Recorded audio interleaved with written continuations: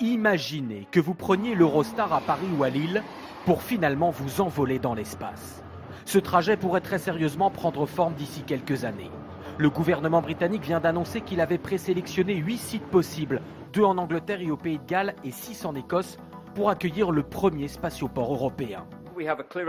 La Grande-Bretagne a l'ambition de capter 10% du marché global du tourisme spatial, qui devrait peser 500 milliards d'euros d'ici 2030.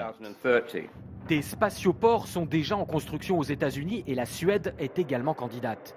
Le XXe siècle a vu les grandes agences nationales s'affronter pour la conquête de l'espace. Le XXIe sera aussi celui du tourisme spatial. Il y a 10 ans, le premier vol spatial privé avait été couronné de succès, son pilote lâchant des bonbons pour prouver qu'il était bien en apesanteur. Aujourd'hui, le milliardaire anglais Richard Branson s'adresse à chaque astronaute en herbe dans ses campagnes publicitaires. Je me rappelle quand en 1969, dans le salon familial, je regardais les incroyables images des premiers pas sur la Lune. Et je savais qu'un jour, moi aussi, j'irais dans l'espace.